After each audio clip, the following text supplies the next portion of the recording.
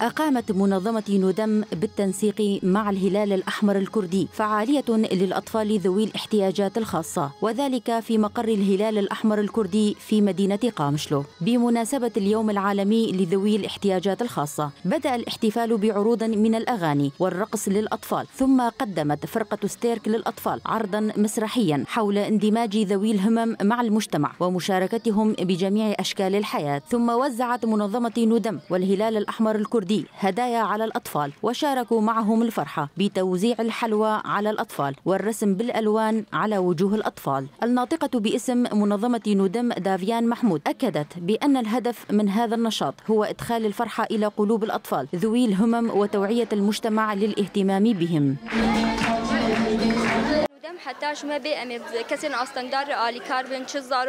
كمنظمة ندم سنسعى جاهدين لتقديم المساعدة للأشخاص ذوي الاحتياجات الخاصة سواء من الأطفال أو من الكبار، ويقع على عاتقنا أيضاً تقديم النشاطات والدعم النفسي والاجتماعي لهم، وتنبيه المجتمع وتوعيته لضرورة رعايتهم والعمل على دمجهم بالمجتمع.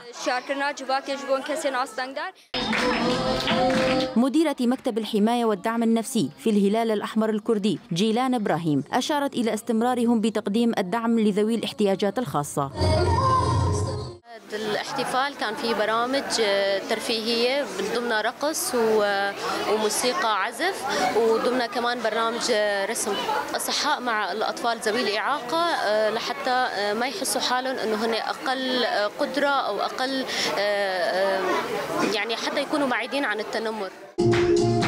ويحتفل العالم باليوم العالمي للأشخاص ذوي الهمم في 3 من كانون الأول من كل عام. وفي هذا الإطار عملت الإدارة الذاتية لشمال وشرق سوريا على دعم وتنمية ذوي الهمم ضمن المجتمع من خلال افتتاح هيئة الشؤون الاجتماعية في إقليم الجزيرة لمركز الشهيد إيريج في قامشلو والشهيدة رنجين في الحسكة، اللذان يستقطبان عشرات الأطفال من ذوي الهمم.